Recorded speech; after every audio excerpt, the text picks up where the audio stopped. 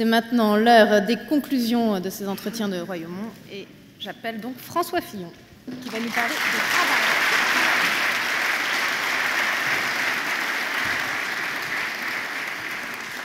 de travail. Comme chacun le sait, dans le sandwich, le meilleur, c'est ce qu'il y a au milieu.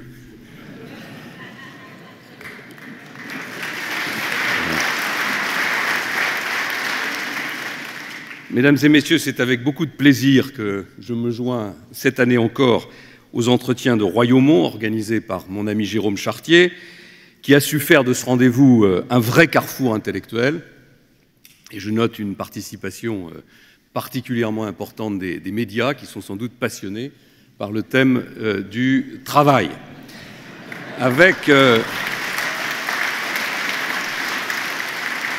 Avec cette question du travail, vous avez réuni des intervenants de haut niveau que je suis heureux de saluer et vous avez surtout choisi d'aborder une question centrale pour la France qui dépérit de ne pas pouvoir vivre en croissance depuis si longtemps.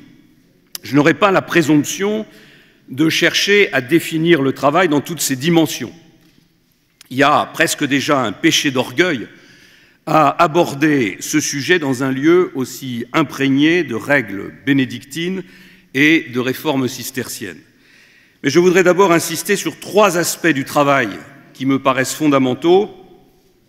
Le travail est une valeur, c'est le nerf de la prospérité économique et c'est aussi l'un des plus puissants, sinon le plus puissant, facteur de lien social. C'est d'abord une valeur. Et disons-le, c'est une valeur qui a fait la France. Ce n'est pas un hasard si après 2 guerres mondiales et tant de crises, la France reste la 5e puissance mondiale. Ce rang, nous le devons au labeur acharné de générations de Français qui ont su bâtir notre nation, la développer, la reconstruire après chaque catastrophe. Nous sommes tous issus de familles où le travail était quasiment un culte. C'était leur fierté, c'était leur identité même. J'ai en tête les mots de Péguy sur le travail, qui était pour lui l'âme du peuple. On ne pensait qu'à travailler, disait Péguy, des gens de son enfance. C'était la racine profonde de leur être et la raison de leur être. Il y avait un honneur incroyable du travail, le plus beau de tous les honneurs. Et Péguy ajoute: j'ai vu toute mon enfance rempailler des chaises exactement du même esprit et du même cœur que ce même peuple avait taillé ses cathédrales. Il disait en riant, et pour embêter les curés, que travailler, c'est prier. Je cite ces phrases telles qu'elles sont écrites, en rappelant bien sûr que cet honneur chrétien que Péguy confère au travail était également au plus haut point un honneur laïque, partagé par toutes les forces politiques et sociales de notre pays. Je les cite aussi sans moindre nostalgie, car je ne crois pas une seule seconde que l'amour du travail se soit perdu. Il est toujours présent, même s'il a évolué. Et vos débats l'ont souligné dans ses pratiques et ses attentes.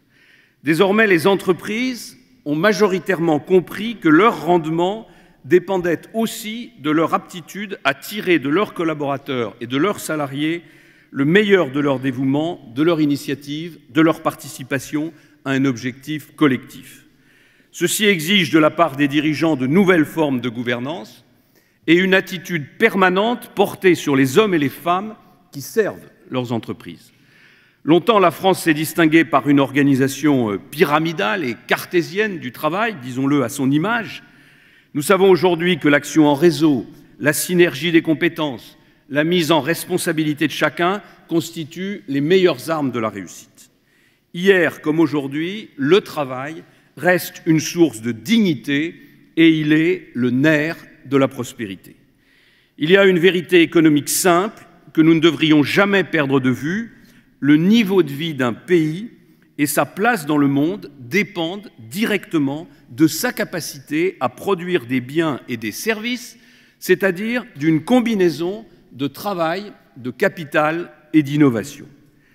Encore, les 3 chaînons de cette équation ne sont-ils pas égaux? Car le capital, que certains croient pouvoir surtaxer sans limite, n'est pas donné, c'est du travail épargné, accumulé, thésaurisé, solidifié au cours des âges. Et c'est pourquoi nous devrions, en dehors de toute polémique, considérer le capital comme un bienfait et non pas comme un ennemi. Et l'innovation, c'est encore du travail. C'est le travail des chercheurs, des inventeurs, des ingénieurs, des chefs d'entreprise, de tous ceux qui ont la passion d'aller plus loin et d'explorer des voies nouvelles. Au bout du compte, tout nous ramène invariablement au travail. Et tout nous rappelle que la puissance économique et l'équilibre social d'un pays dépendent directement de la place qui lui est accordée. Un pays dont les usines tournent ne vit pas le chômage comme une tragédie, mais comme une mutation. Un pays dont les entreprises exportent ne craint pas la mondialisation. Un pays qui crée des emplois transmet sa confiance à sa jeunesse. Un pays qui produit des richesses peut financer ses hôpitaux, ses écoles, offrir une protection sociale généreuse, investir dans l'enseignement et dans la recherche, faire tourner à plein le cercle vertueux du progrès. Je ne crois pas à un monde sans travail, pas plus que je ne crois à la théorie de la décroissance.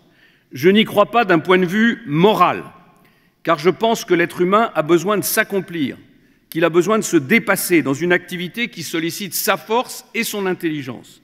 Mais j'y crois encore moins d'un point de vue économique. Je dénonce le mirage dangereux du partage du travail, car ce n'est pas en rationnant l'activité des uns qu'on crée l'activité des autres. Et je combats l'illusion qui consiste à croire que l'on peut vivre à crédit ou profiter des rentes de je ne sais quelle situation acquise. Il n'y a pas de richesse durable, il n'y a pas de prospérité, il n'y a pas de puissance sans production et sans réforme en continu. L'actualité d'ailleurs de ces dernières années est là pour nous le dire. En l'espace de 2 générations, nous avons vu la Corée du Sud passer du sous-développement au statut de puissance industrielle.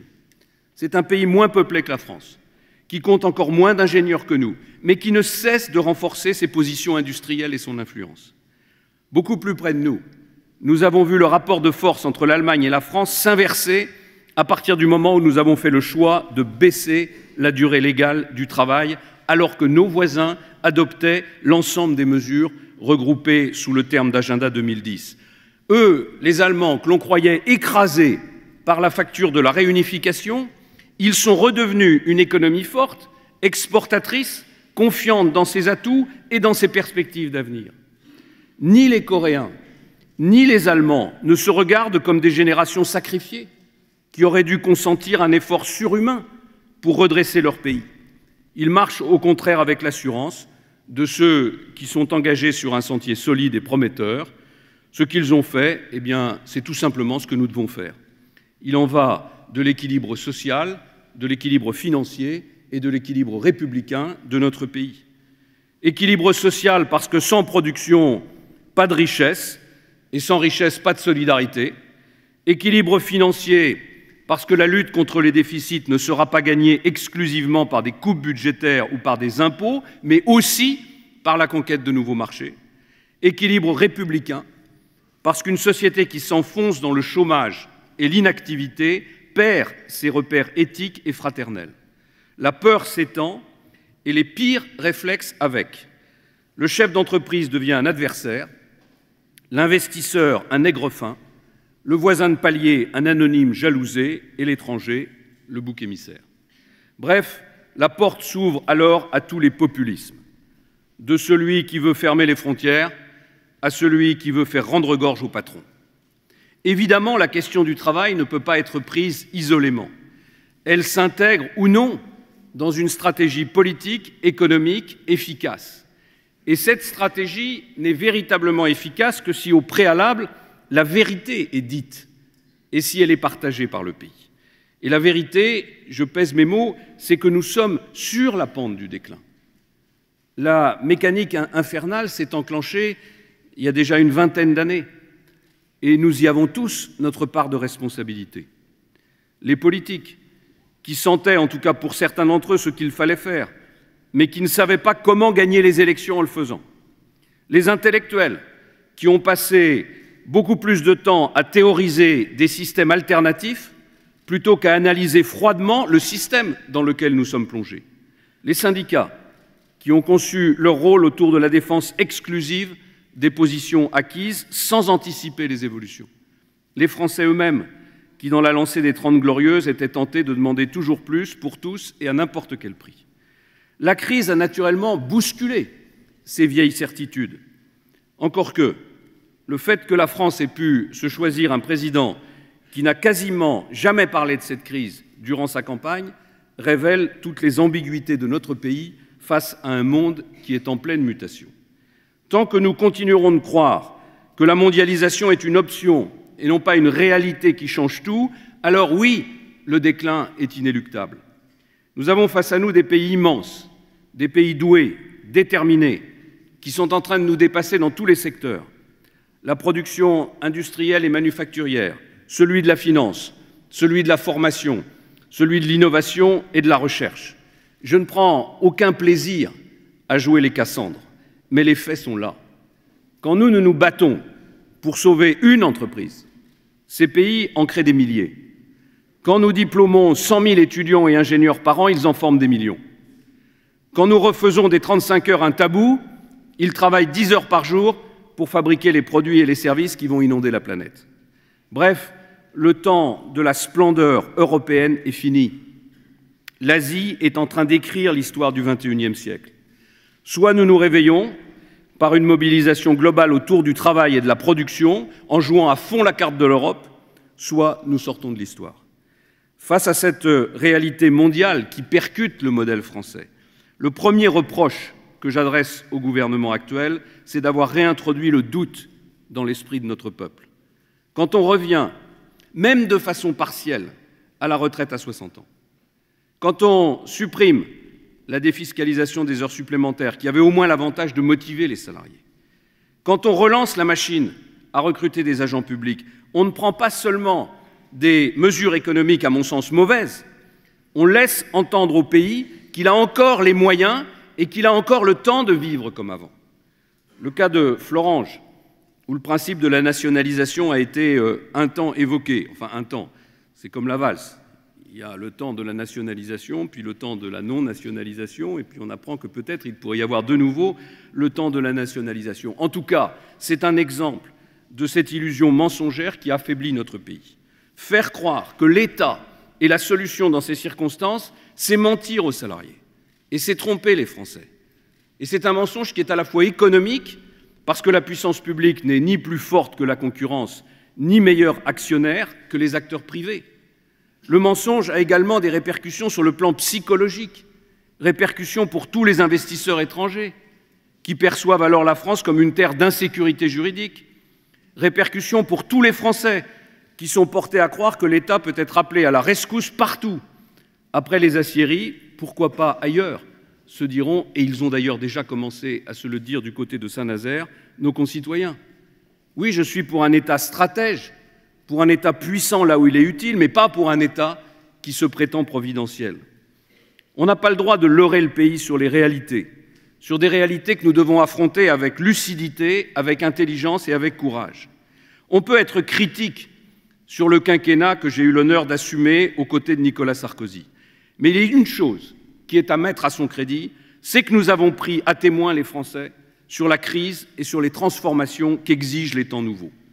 Jamais nous n'avons laissé entendre que la France pouvait maintenir ad vitam aeternam ses acquis. D'où les réformes des universités, d'où les réformes des retraites, des heures supplémentaires, du service minimum, de l'État avec la baisse du nombre des fonctionnaires.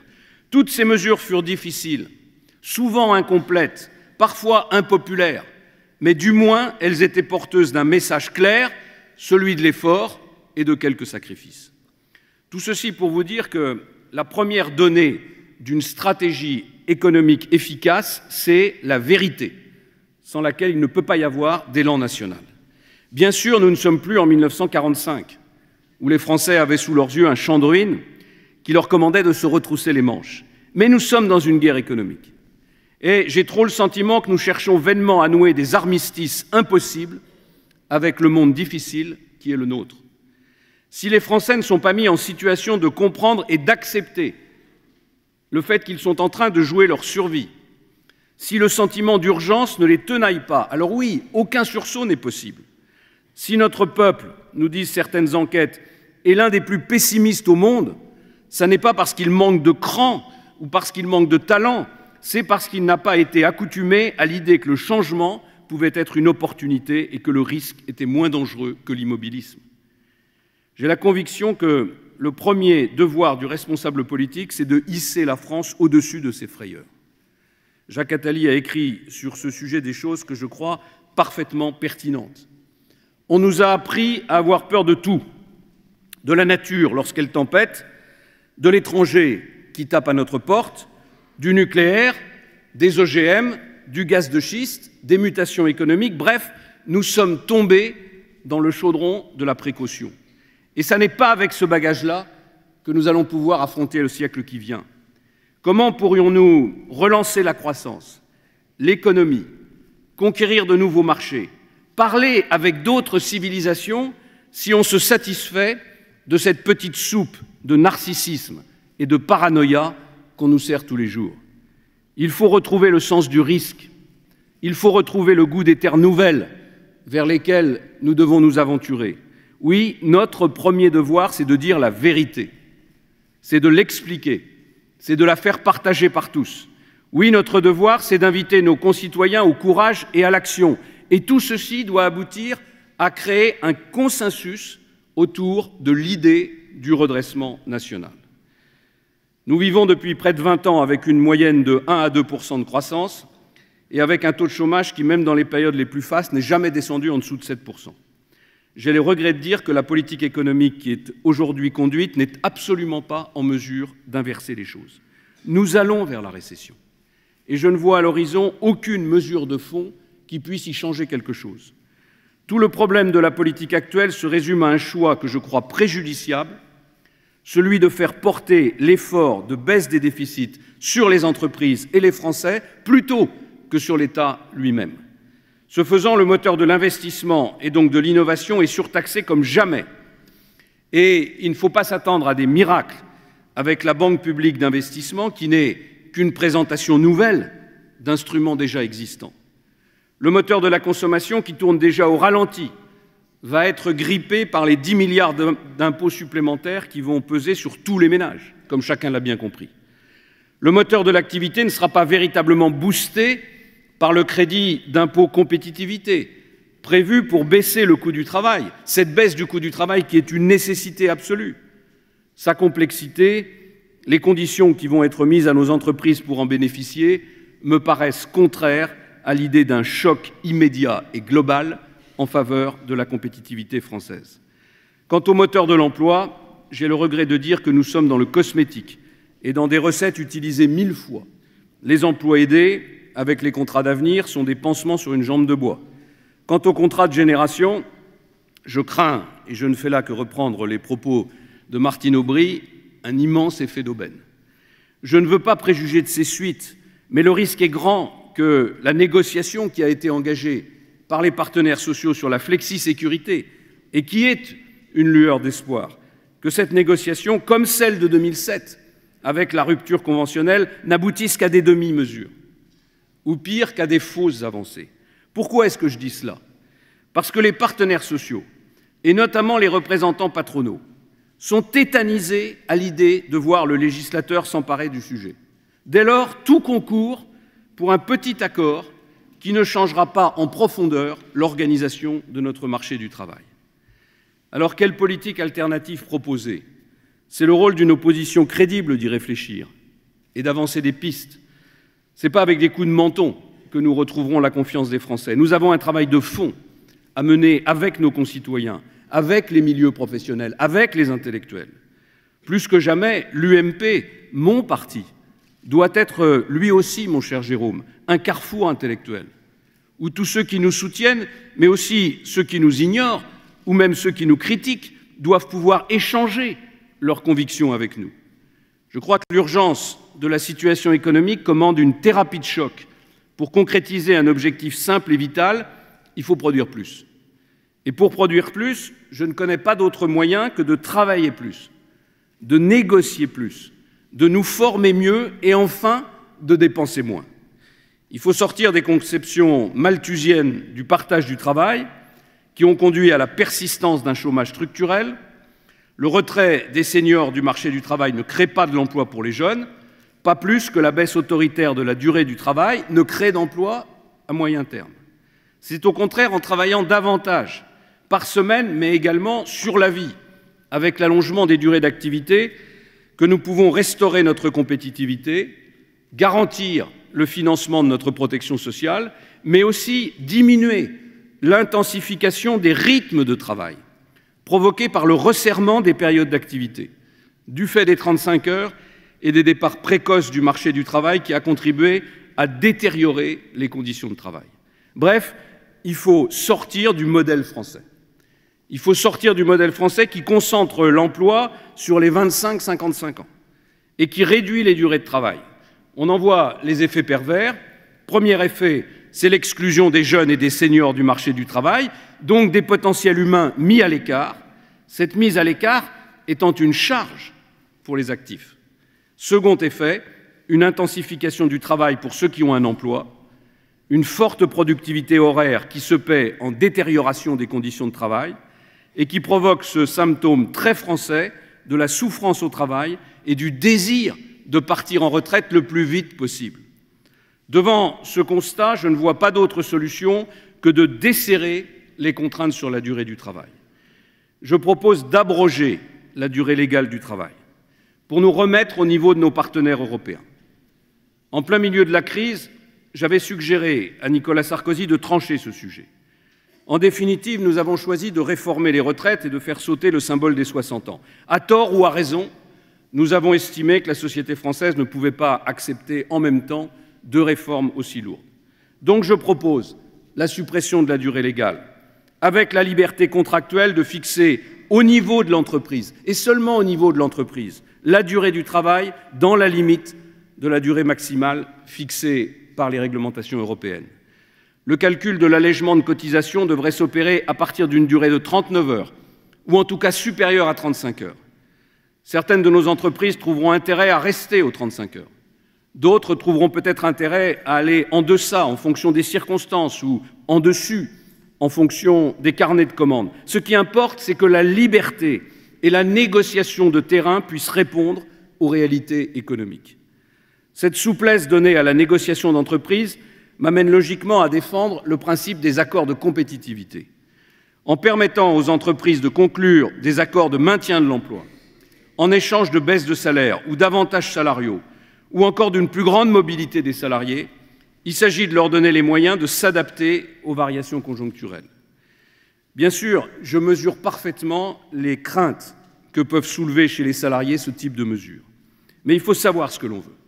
Si nous voulons produire en France, si nous voulons sauver nos industries, si nous voulons sauver nos emplois, il faut ouvrir le champ réglementaire qui cadenasse le travail et qui privilégie, et il faut privilégier la négociation d'entreprise par rapport à la négociation par branche ou au niveau national. Pour les raisons que j'indiquais d'ailleurs tout à l'heure, s'agissant des craintes des négociateurs des deux côtés. Finalement, c'est seulement dans l'entreprise qu'on trouve les hommes et les femmes qui sont capables d'établir le dialogue parce qu'ils savent de quoi ils parlent, parce que c'est leur vie quotidienne, parce que c'est leur métier.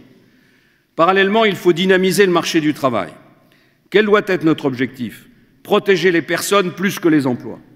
Et pour cela, il faut donner à chaque salarié le pouvoir de rebondir en cas de perte de leur travail. Rebondir, c'est être formé. Il faut remplacer l'indemnisation du chômage par l'indemnisation de la formation pour tous les demandeurs d'emploi. Chaque chômeur doit pouvoir choisir une formation le qualifiant pour un métier ouvrant sur des débouchés. Et une fois formé, il doit avoir l'obligation de prendre un travail pour échapper au piège de l'assistanat. Cela réclame une réforme de fond de notre système de formation professionnelle que nous avons souvent tenté et jamais réussi. Elle demandera un grand courage parce qu'il faut rompre avec les chasses gardées des organismes de formation et des partenaires sociaux. Et il faut une rationalisation drastique des compétences entre Pôle emploi, les régions et les missions locales. Dès lors qu'un système de formation puissant et personnalisé serait concentré sur les demandeurs d'emploi, la logique est de rendre notre système d'assurance chômage plus incitatif à la recherche d'emploi, notamment avec des prestations chômage dégressives. Évoquant la formation, je ne peux pas éluder la question de notre système éducatif qui est en amont de tout. Notre système souffre de 3 mots: l'émiettement des savoirs qui sont transmis à nos jeunes. Sur ce point, il faut avoir le courage de concentrer les efforts sur un socle commun de connaissances. Ensuite, l'uniformité du collège qui bride la diversité des talents et des appétences. Quant à nos universités, elles n'en sont qu'au tout début d'une mutation qui doit les amener à travailler en relation permanente avec les bassins économiques et professionnels qui les environnent. Toutes ces réformes, pour oxygéner le marché de l'emploi, doivent aller de pair avec une nouvelle étape dans la modernisation du dialogue social. Ce n'est pas d'aujourd'hui que je crois à la nécessité de changer la France par le terrain. Au ministère des Affaires sociales, j'avais, notamment avec l'appui de François Chérec, instauré le principe de l'accord majoritaire afin de responsabiliser les syndicats. Je crois au dialogue social, parce qu'on ne bâtit pas une économie efficace sur les décombres de la cohésion sociale. J'y crois parce que tout ne peut plus être piloté par l'État. J'y crois parce que, gaulliste, j'estime que le renforcement de l'unité nationale et le renforcement du corps social vont de pair. Aujourd'hui, aller plus loin dans la démocratie sociale, c'est revoir le mode de financement des syndicats dans un souci de transparence, c'est donner plus de pouvoir aux représentants des salariés et c'est réformer la représentativité des organisations patronales. Renforcer la représentation des salariés dans les conseils d'administration ou de surveillance des entreprises, je veux vous dire que j'y serais favorable dès lors que cette représentation s'accompagnerait de vraies réformes du droit du travail, parce que dans le cas contraire, elle apparaîtrait comme une nouvelle contrainte et porterait préjudice à la compétitivité et à l'attractivité de notre pays. Réformer la représentativité patronale, c'est la suite logique de la réforme de la représentativité syndicale de 2008, qui a notamment introduit l'audience électorale comme critère essentiel de représentativité. Dans mon esprit, il n'est pas question de mettre des règles analogues, mais il est nécessaire de clarifier les critères de représentativité patronale afin de tenir compte des très petites entreprises, des PME et de l'économie sociale. C'est aux organisations patronales de faire des propositions. C'est à elles de le faire si elles veulent accroître leur légitimité. Voilà, mesdames et messieurs, certaines des pistes que je crois nécessaires pour relancer la production et le travail en France. Bien sûr, il y a beaucoup d'autres sujets en jeu. Celui des investissements du futur, pour élargir le champ de nos activités. Celui de la surréglementation pesant sur nos entreprises. Et je pense ici au seuil qui fige l'emploi. Celui des filières qui doivent fédérer grandes entreprises et PME, celui des exportations, où nous pêchons par un manque d'entreprises de taille moyenne. Je ne m'y arrête pas, parce que je voudrais conclure sur 2 thèmes fondamentaux qui commandent notre redressement national. Pour que la France travaille plus pour elle-même et pour qu'elle travaille un peu moins pour l'État, et pour rembourser ses déficits, il faut baisser nos dépenses publiques et remettre de l'ordre dans nos finances. En 2007, j'avais indiqué être à la tête d'un État en faillite. Certains s'étaient moqués, d'autres m'avaient conjuré de passer sous silence ce qui est ma conviction, c'est-à-dire qu'un pays qui dépense plus qu'il ne gagne est un pays qui est moralement faible, qui est économiquement vulnérable et qui est socialement suicidaire. Avec Nicolas Sarkozy, nous avons divisé par 2 le nombre des recrutements de fonctionnaires, gelé puis réduit les dépenses de l'État et fait sauter le symbole des 60 ans qui menait nos retraites à la ruine. Contre les déficits, le gouvernement actuel ne réduit pas les dépenses de l'État, il augmente les impôts. Je veux dire que c'est un choix qui n'ira pas loin. Il faut près de 80 milliards d'euros pour rééquilibrer nos finances publiques. Je propose non pas une règle d'or, mais 3 règles d'or. Une règle d'or pour l'État, elle va de soi. Une règle d'or pour les collectivités territoriales qui ne peuvent pas échapper à l'effort de rigueur qui doit être engagé par l'ensemble des acteurs publics. Et une règle d'or pour la sécurité sociale qui doit tenir ses dépenses, mais qui doit aussi mener une lutte implacable contre les gaspillages et contre la fraude. Il faut mettre nos finances en ordre. Et il faut, et c'est le 2e point de ma conclusion, faire de l'Europe la puissance mondiale qu'elle n'est toujours pas. Je ne suis pas un euro-béat. Je sais parfaitement les inquiétudes et le scepticisme qui entourent l'Union européenne. J'ai voté contre le traité de Maastricht, parce que je doutais qu'on puisse avoir une monnaie qui ait la même valeur à Athènes et à Berlin. Mais aujourd'hui, je ne viens pas triompher en disant « vous voyez, on avait raison ». Je ne le fais pas parce que, depuis, il y a eu la montée en puissance de l'Asie. Il y a eu l'engagement de nos économies européennes sur la voie du déclin. Nous sommes 65 millions de Français, dans un monde concurrentiel de 7 milliards d'êtres humains. 7 milliards, mais nous avons un atout, les 500 millions d'Européens qui sont les gardiens d'une civilisation magnifique qui a encore son mot à dire dans l'histoire. Ceux qui, à l'extrême droite, militent pour le retour au franc sont hors sujet. Et ceux qui pensent qu'en s'abordant l'Europe, on remettra à flot la France sont tout juste bons pour piloter le Titanic. L'intérêt national commande aujourd'hui d'être européen. Je milite pour une Europe robuste, plus musclée dans ses institutions, plus solidaire dans ses actions.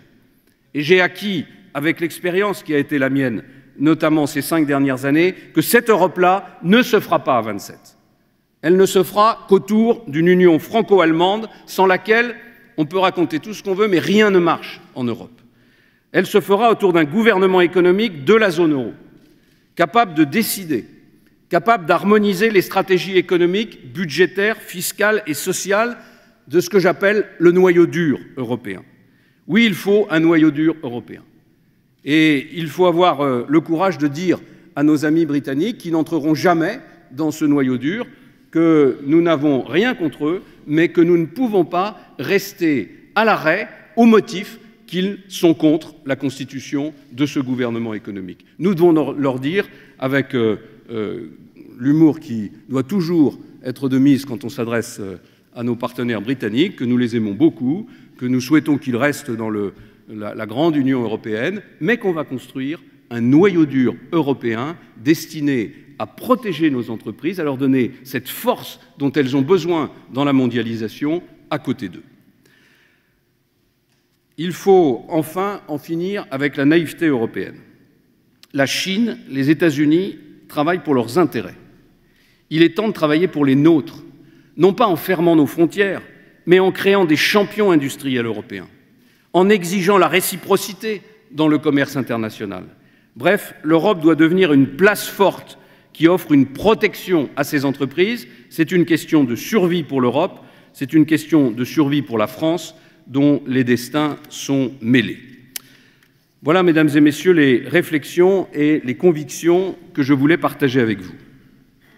J'ai débuté mon propos en vous parlant de la vérité que nous devons aux Français. Je le conclurai en vous disant que cette exigence de vérité passe aussi par les partis politiques. Chacun de vous sait que l'UMP est dans une passe difficile. C'est le résultat d'une élection interne qui a été parsemée de zones d'ombre. J'ai refusé de me taire, parce que le premier parti d'opposition doit se montrer exemplaire dans son fonctionnement. Je mesure parfaitement la déception des adhérents et des militants de l'UMP. Mais je leur pose une question simple. Vaut-il mieux pour notre mouvement la clarté ou l'omerta, la transparence ou le silence? La transparence peut faire mal, mais le silence sur cette élection nous détruirait assurément.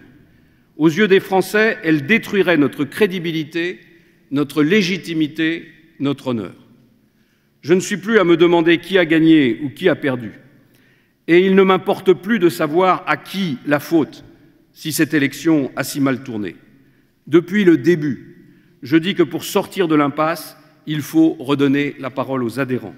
Il faut la redonner rapidement et dans des conditions d'organisation indiscutables. C'est le bon sens même. Interrogez n'importe quel Français et il vous dira que l'UMP n'a qu'à revoter. J'observe aujourd'hui que plus personne ne remet vraiment en cause le principe d'un nouveau vote. Mes soutiens, bien sûr, le disent, mais aussi de plus en plus ceux qui n'avaient pas pris parti dans cette élection. Et même certains de ceux qui m'ont soutenu le murmurent de plus en plus fort. Oui, le bon sens, c'est de revenir à la démocratie. Qui peut être contre le bon sens? Et qui peut être contre la démocratie? Qui peut sincèrement prétendre que dans la situation actuelle, il est absurde ou illégitime de se tourner vers les militants? Une majorité de nos adhérents et de nos sympathisants nous demandent maintenant de dépasser le passé pour sortir par le haut de cette impasse. Ils ont évidemment raison d'en appeler à un nouveau vote. Il faut donc nous mettre d'accord sur ces modalités. Je veux dire que mes équipes sont prêtes dès demain lundi à se réunir avec celles de Jean-François Copé pour réfléchir ensemble à ces modalités. Et si cette solution ne convenait pas, alors il faudrait réunir sans attendre le comité des sages prévu par nos statuts. Je n'ai toujours demandé qu'une seule chose, que ce vote ne puisse être entaché de suspicion et qu'il soit le reflet fidèle de la volonté exprimée par nos adhérents. C'est la moindre des choses au regard de ce qui s'est passé. Dès lors que nous aurons l'assurance que ce vote pourra être organisé et piloté dans des règles d'impartialité indiscutables et dans un délai raisonnable, nous mettrons fin au groupe parlementaire que j'ai créé et aux procédures qui ont été engagées. 80% de nos sympathisants demandent un nouveau vote.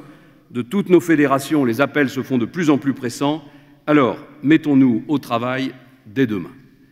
Voilà, mon cher Jérôme, j'ai dit ce que je croyais nécessaire pour redresser notre nation et j'en ai profité pour dire ce qui est nécessaire pour relancer l'UMP. Parce que dans mon cœur, ces deux sujets ne sont pas si éloignés que cela. Je n'ai jamais dissocié l'avenir de mon parti de l'avenir de mon pays. Je vous remercie.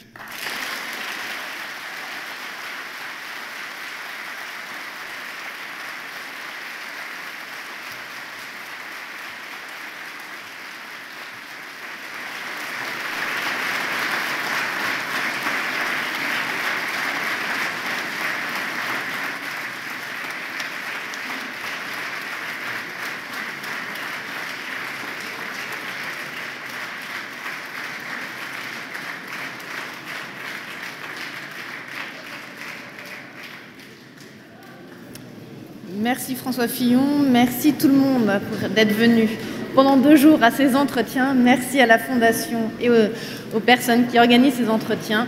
Très bonne journée à tous.